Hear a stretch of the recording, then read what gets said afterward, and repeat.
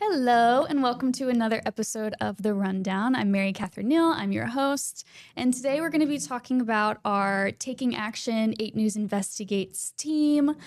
We have two very special guests today. We have 8 News reporter Allison Williams and Rolynn Wilson. Thank you guys so much for taking the time to come do this with me today. Thank you. Yeah. I'm excited. Yeah. So excited to talk about it. Yeah, it's going to be fun. So I know, Rolynn, you are technically our designated Taking Action reporter, but recently I know the two of you worked closely on a project together looking into conditions at Red Onion State Prison. Can you talk a little bit about what led up to that project together? Of course. Well, I know it all started really last year. We've gotten a lot of tips. I would say since my 3 years being here, almost every month, there's someone reaching out, normally a loved one of someone who's incarcerated, and they'll tell us about the conditions within the facility. And it's stories that we've done stories on in the past, but most recently, those concerns, I would say even maybe reached another level when we started the conversation about Red Onion and got to the point where we were hearing that inmates were burning themselves. And whenever we're hearing something, right, we want to make sure, is this really going on? So I know I had a conversation with the Department of Corrections last year, and I know at some point this year, Allison, you had some dealings with that story as well. Yeah, we first got notified about the burnings from the Virginia Legislative Black Caucus. I have dates written down because Amazing. I wanted to track how long we really were working on this. I think November 26th, 2024 is when we got a press release from the VLBC. And they said in that press release that 12 inmates had lit themselves on fire, which was definitely eye-catching. And then we ran something about their press release that night. I was a nightside reporter then, so I worked on that with Eric a little bit. Eric Phillips, our evening anchor. And Governor Glenn Youngkin had also been asked about it in a press conference that day. So we had a little bit of sound from that.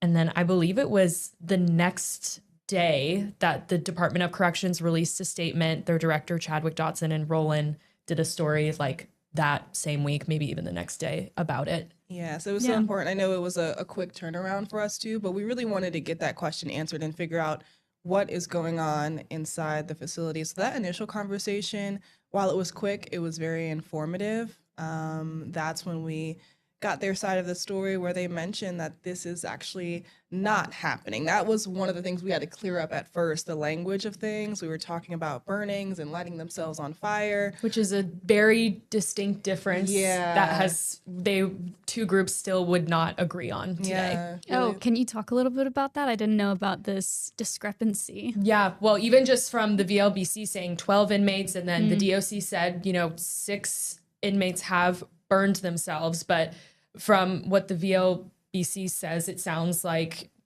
inmates were literally on fire. That's some of the inmates that I have talked to have reiterated that. In recent weeks, so this is something I haven't even reported on yet, but I've talked to one of those 6 inmates, and he has said to me in messages on my phone that he was on fire.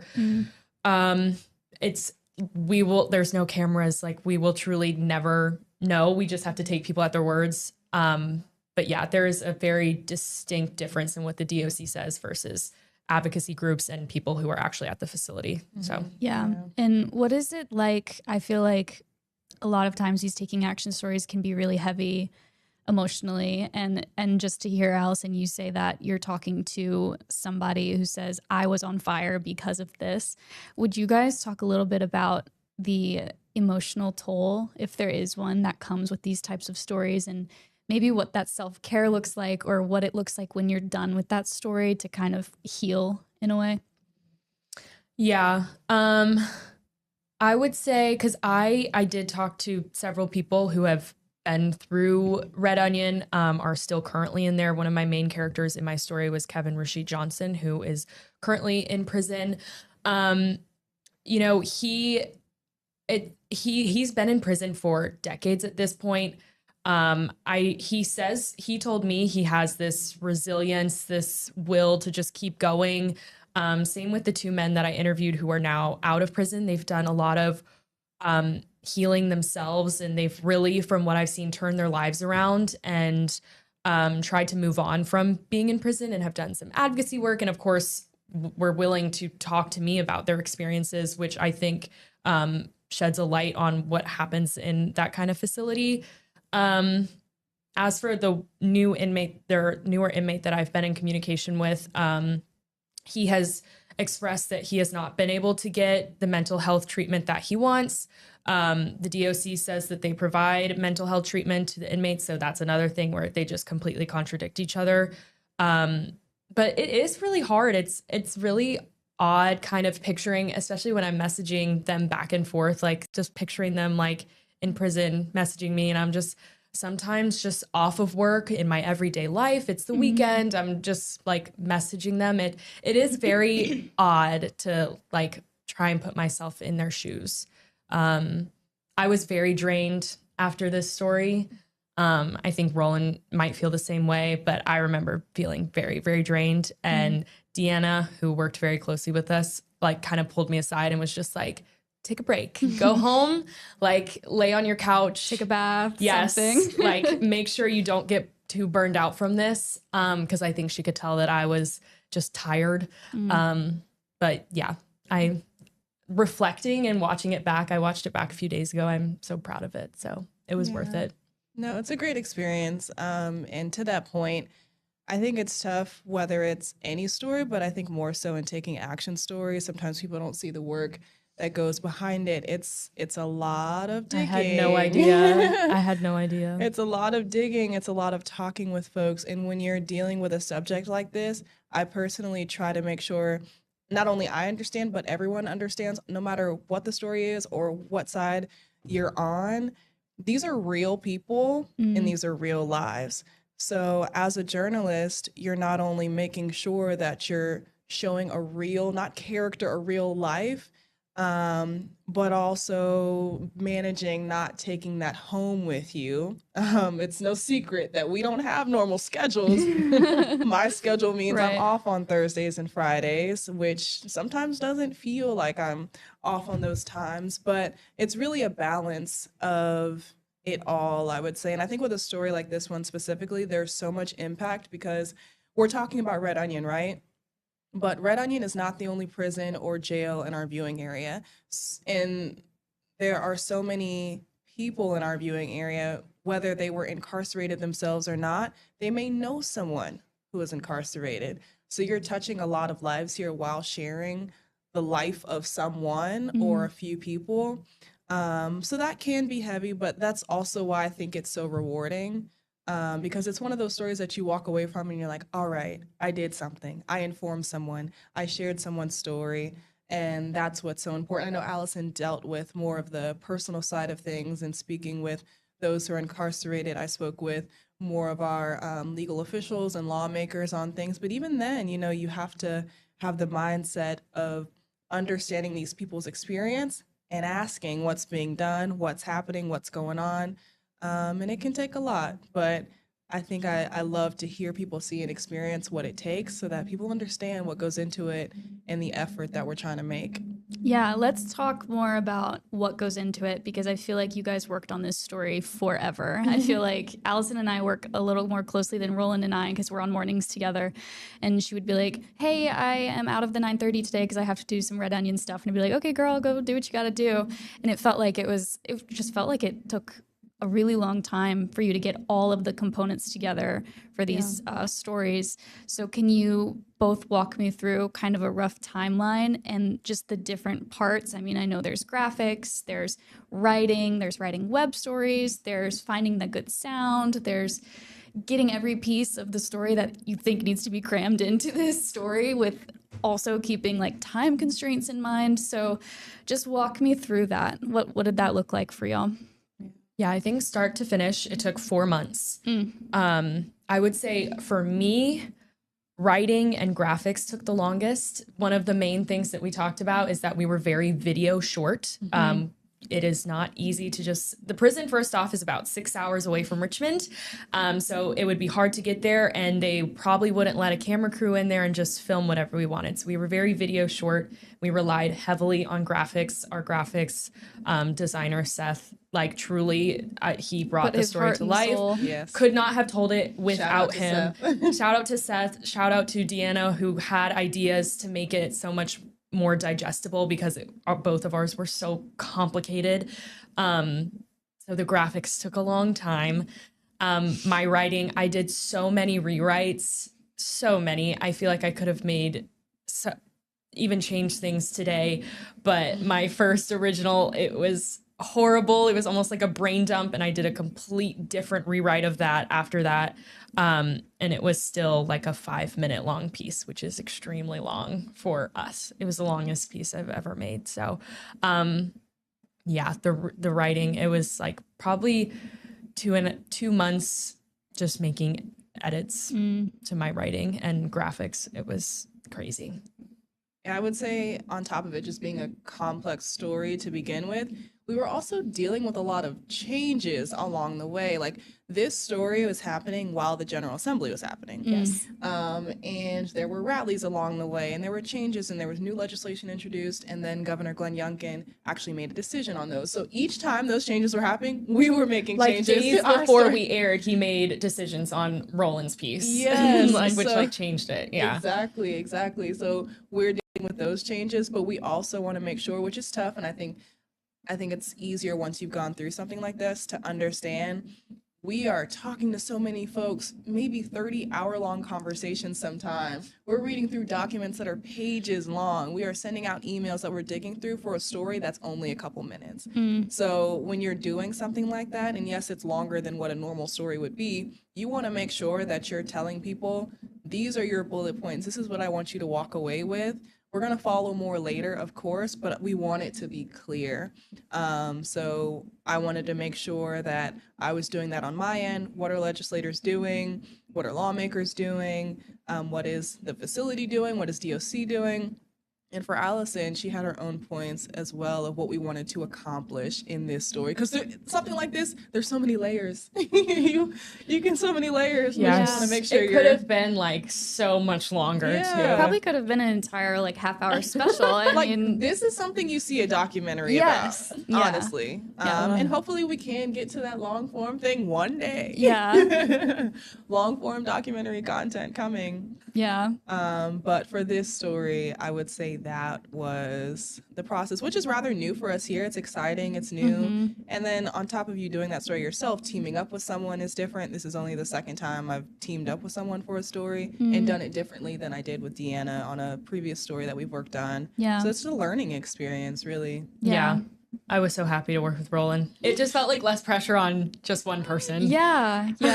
I can imagine it probably feels like when you have the person there that you know you can count on, it feels like a weight lifted off your shoulders in that moment. Like, oh, I can't get to something. Can you get it? Because they're so intimately involved in everything that's going on. They probably already have the answer for you, you know? Exactly. I would love to go back to Allison, you talking to an inmate, because when I hear that, I'm like, how are you talking to an inmate?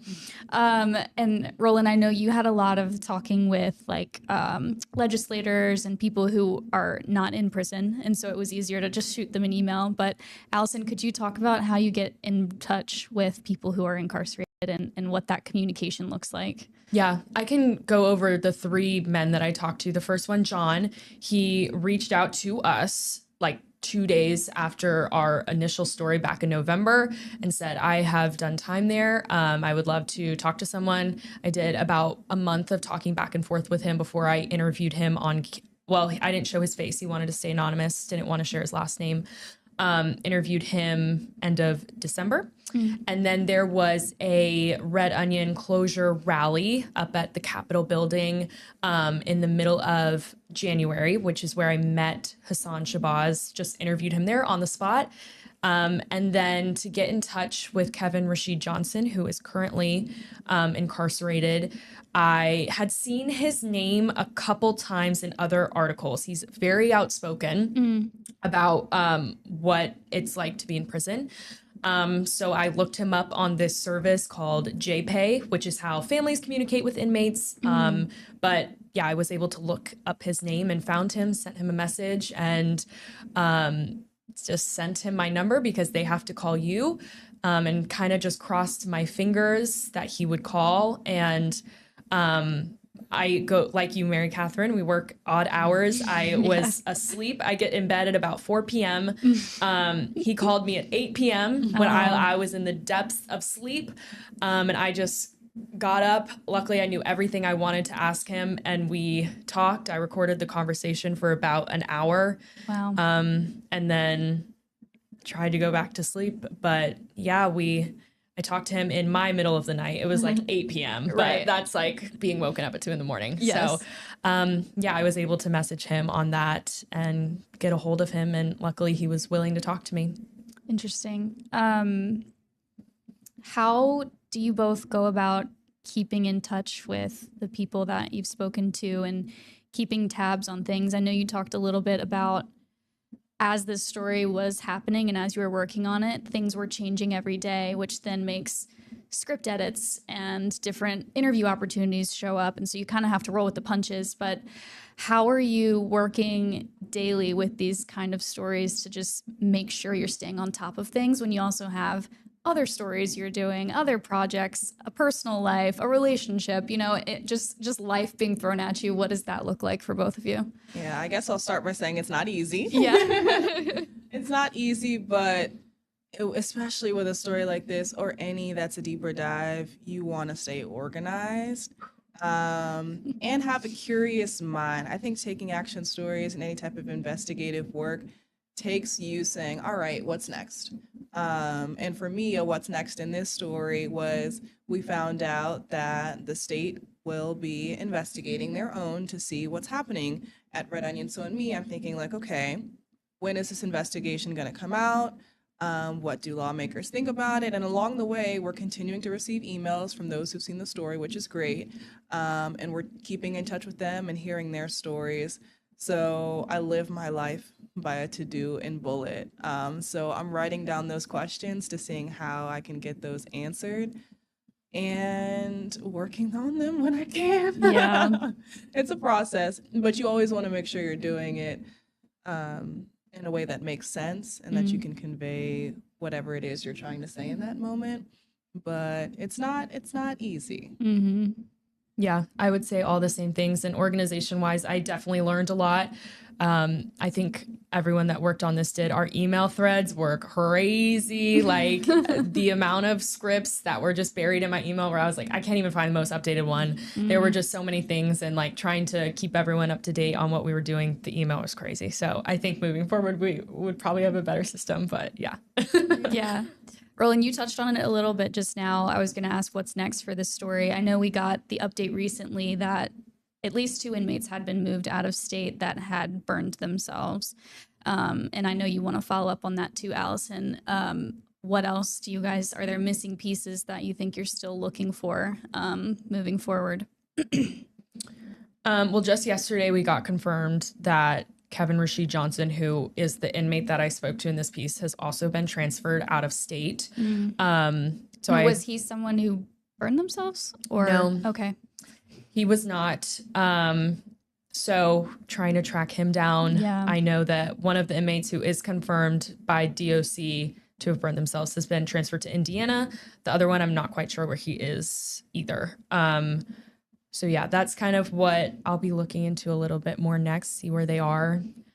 And I think maybe the one thing I wish could happen moving forward is maybe we hear a little bit more from the DOC. We tried really hard to get them to comment on this story, have just one more interview. Rolynn did a great one with them initially when all of this first came out.